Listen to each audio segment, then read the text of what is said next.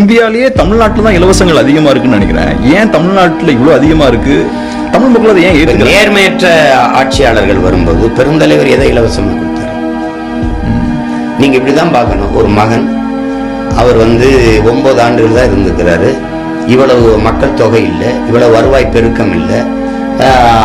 அப்ப உங்களுக்கு தெரியும், ரொம்ப வறுமையான காலங்களில் கோதுமையெல்லாம் இறக்குமதி சாப்பிட்டுக்கிட்டு இருந்த காலகட்டத்தில் அவர் அவ்வளவு அணைகளை கட்டியிருக்கிறாரு, நீர்த்தேக்கங்களை, சாலை கொடுக்கிறாரு, எண்ணற்ற தொழிற்சாலைகளை கொண்டு வந்தாரு. பள்ளிக்கூடங்களை 14,000 பள்ளிக்கூடங்கள்ட்ட கட்டி படிக்க வச்சிருக்காங்க.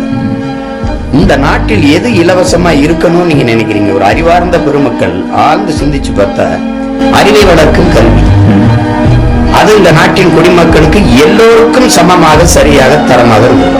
ஏழை பணக்காரன், உயர்ந்தவன் தாழ்ந்தவன் பாகுபாடின்றி இருக்கணும். அறிவு இந்த நாட்டில் பிறந்தவரை நான் ஒரு பிழையும் செய்யலையே. எனக்கே நான் விரும்பிய கல்வி கற்கிறது இவ்வளவு கடுமையானது இருக்கு, இவ்வளவு பெரும் கொடுமையும் சுமையுமா ஏன் இருக்குங்கிறது இருக்குல்ல? இருக்கு. கல்வி, அறிவை வளர்க்கும் கல்வி பொதுமையாக இலவசமா தரமா இருக்கும். உயிரை காக்கும் மருத்துவர் என்று உலக உயிர்களின் உயிர் தேவையாக இருக்கிற நீர் பொதுமையாக இருக்கும். எல்லோருக்கும் தரமான குடிநீரை இந்த அரசு விநியோகிச்சிருக்கு. இதெல்லாம் தனியார் மயப்படுத்தி வியாபார பண்டமா மாறிவிட்ட பிறகு அந்த நாடுன்னு சொல்றதா சொல்லுதாடுன்னு சொல்றது. இங்க எப்படி இருக்கு? ஆட்சி முறையை பாருங்க, ஒரு தடவை அந்த ஆட்சி முறையை பாருங்க. பேருந்து கட்டணம் இலவசம் மாணவனுக்கு, ஆனா கல்வி கட்டணம் 5 லட்சம் 10 லட்சம்.